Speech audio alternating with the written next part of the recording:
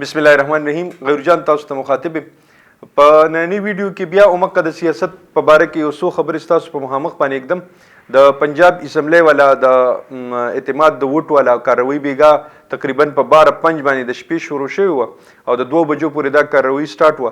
عجیبه خبره خدا ده چې کلم د الیټ فورس والا بعضی خبرې وي نو چې کله د حکمرانانو خبرې وي د شپې په 2 بجې باندې دا غوي اجلاسونه کیږي او په شپې په 2 بجې باندې عدالتونه کولاویږي د قومي اسمبلی دروازې کولاویږي او د صوبایي اسمبلی دروازې کولاویږي. خو چې کله زموستا او د غریب خبره راشي بیا د دوه دروازې زموږ د پاره بندي وي، د عدالت خبرې بندي وي زموږ د پاره او د قومي او د صوبایي اسمبلی دروازې زموږ د پاره بندي وي. اوس پورې په دې ځای کې چرته د غریبانو د حقوقو خبره ونه شوله، خو چې کلم خبره کیږي د دې الیټ فورس والا خبره کیږي چې کم په موږ باندې مسلط دي.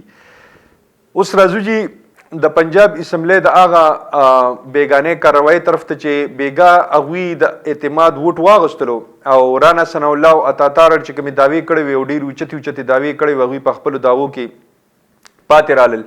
عطا ویلي زه به سیاست پرېږدم که چېرته پرویز الهي د اعتماد ووټ واغستلو او رانا ثناء الله په باره کې ما تاسو ته بیګام دا خبره کړې وه چې رانا ثناء الله ویلي و چېرې زه به پورې اسلام آباد ته نه ځم د پنجاب نه چې څو پورې ما د پنجاب حکومت نه اخیستي. اصل کې دا د خواهشاتو په بهاو کې روان دي. دا خواهش د نواز شریف دی. نواز شریف وایي چېرې زه چې کله راځم واپس چې د لاهور په ایرپورټ باندې زه کوزیږم چې یو جمع غفیر راغونډ شوي وي او د کارکونانو په سټونو باندې زه حق ځای نه لکه روان شم او تر د رایونډ پورې چې دی نو زه همدغه شان د خلکو په دې رش کې زه لاړ شم. دا د هغه ارمان دی او مونږ هم د هغوی ارمانونه پوره کوو. مونږ دا خلک چې کوم یو دا هم د دقې خواهشاتو د پوره کولو دپاره یو. نور هغوی زمونږ د حقوقو دپاره خبرې نه اوچتوي. ما مخکني ویډیوز کې هم تاسو ته همدغه خبره کړې وه چې دوی چې راغلي دي نو دوی په انتقامي سیاست باندې کار شروع کړی دی. د عوامو د فلاح او د بهبود دپاره کار نه شروع کړی. نن ځکه مونږ دې حد ته ورسېدلو. نو په پنجاب کې بیګا د اعتماد ووټ واغستلی شو او 186 هغه ګولډن فیګر پرویز الهي پوره کو.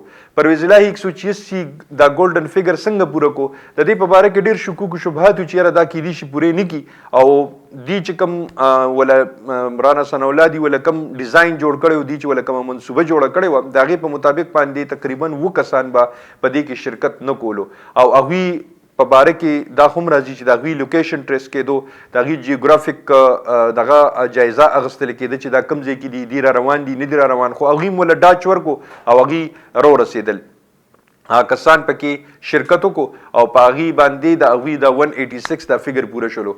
اوس دا 186 د فګر نه پس بیا چې کله د نواز شریف او د مریم نواز بېچیني او بېقراري ظاهر شوله او هغوی بیا واپس رانا ثناء الله سره خبرې وکړلې او ورته ویلې چې داسې وشو دا خو زموږ د خواهشاتو په مطابق باندې هغه کاروایي ونه شوله. نو هغه ورته ویلې چې یو خو مریم نواز دلته نشته او دې ځای کې زموږ څوک لیډینګ ګروپ والا نشته، حمزه هم نشته، نو لکه پارټۍ لیډ کولو والا څوک نشته. دویم دا چې لکه اوس موږ د عدم اعتماد والا تحریک چې کوم دی هغه به جمع کوو. دا د نواز شریف هم وی خواهش دی. په عدم اعتماد په تحریک کې دا یوه خبره جی یاد ساتئ چې که چېرته عدم اعتماد تحریک اوس پرې 2-3 ورځو کې دننه دوی جمع کړلو نو بیا به 186 فګر چې کوم دی دا به اپوزیشن یعنی مسلم لیگ نون والا پوره کوي. اوس هغوی پوره کو بیا به دوی پوره کوي او دا نشي کېدی ځکه چې همدا یو پارلیمنټ دی همدغه یوه صوبایي اسمبلي ده په دې کې د دواړو طرف ته 86 نشي کېدی. دا د یو کس سره کېدی شي او هغه بیګا شو شلو چې بیګا کم شو شلو اوس د هغې نه پس اوس دویم ځل باندې دا نشي شو کېدی. نو تاسو ته مې عرض دا کولو چې د عدالت نم دا خبره کلیر شوله.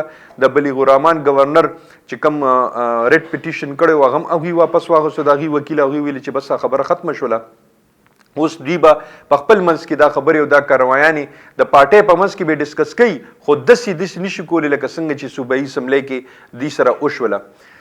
اوس په میډیا باندې خاص کر په سوشل میډیا باندې په ټویټر باندې ټاپ 10 دغه روان دی، دا ټرینډ روان دی او په فیسبوک باندې موږ د دې شیرینګ کیږي چې عمران خان د خپل د 12 بجو والا هغه کاروي چې په 9 اپریل باندې د دوی سره په عدم اعتماد کې دی د عمران خان سره کړې وه او مخکې کاروي بدلې ته مخکې د 12 بجو په حساب سره واغستله.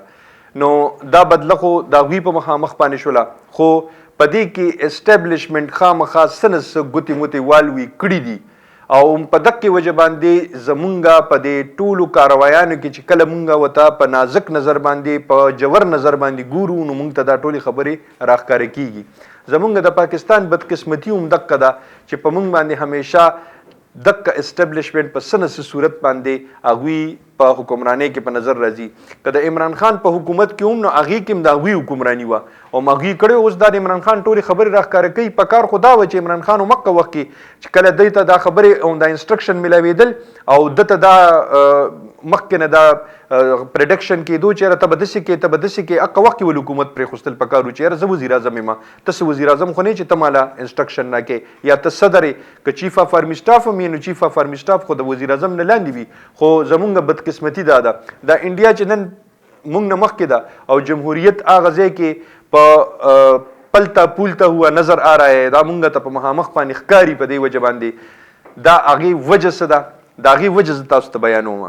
ورکوټې شانتې وجه یې ده څه په انډیا کې اوسه پورې 14 وزیر اعظمان راغلي دي او 30 آرمي چیف راغلي دي او زمونږ بدقسمتي متضاد وګورئ د هغې تضاد وګورئ چې زمونږ اوسه پورې 19 آرمي چیف راغلي دي او 31 وزیر اعظم زمونږ راغلي دي. د دې نه تاسو اندازه ولګوئ چې چا څه ترجیحات دي. په مونږ باندې همیشه هم آرمي چیف دی خلکو په مونږ باندې حکمرانی کړې ده که په هر شکل باندې وي که په هر صورت باندې وي ځکه زمونږ ملک نه مخکې کیږي ځکه زمونږ ملک مخکې نه دی روان. دی خپل کټپوتلي کسان غواړي. نو اوس دویمه خبره اوس دا ده چې پنجاب اسمبلی به اوس تحلیل کیږي که نه به تحلیل کیږي. نو می بي چې اوس د دې یو څو ورځې کې اعلان وشي 2-3 ورځې کیدی شي که دوی د عدم اعتماد د تحریک پیش نه کو نو بیا کیدی شي چې دوی اسمبلی تحلیل کی. خو د اسمبلی ته تحلیل کېدو په باره کې هم یو ګروپ په پی ټی آی کې داسې شته او اوس هم داسې ویلي کېږي چې دا کومو کسانو چې دا ووټ ورکو دا د ایم پی ایس سره دا معاهده وي شوې ده دوی سره دا واده شوې ده چې یاره تاسو که ووټ ورکو نو مونږ له اسمبلی فی الحال نه ډیزالف کوو او دا اسد عمر والا یو ګروپ دی چې هغه د پرویز الهي سره په دې خبره باندې هغه کلک ولاړ دی او هغه وایي چې یاره فی الحال نه دي اسمبلی ډیزالف کول پکار ځکه چې بیا مونږ ته کیدی شي مخې ته نورې مسایل او پریشانیانې په مخامخ باندې راشي د وفاق د حکومت د طرف نه. نو کیدی شي چې 2-3 ورځې پس دا نور راښکاره شي. زما خپل ذاتي خیال داسې دی چې می بي اسمبلیانې فی الحال لا هغوی ډیزالف نه کي. په دې باندې به دوی د وفاق یو ټون وګوري چې د هغوی ټون کم طرف ته دی د هغوی لایحه عمل به لږ چک کړي او هغې نه پس به بیا اسمبلیانې ډیزالف کوي. را روان ورځو کې به بیا په دې باندې انشاءالله خبرې کوو. خوشحاله او بریالي اوسئ. د لوی الله په امان.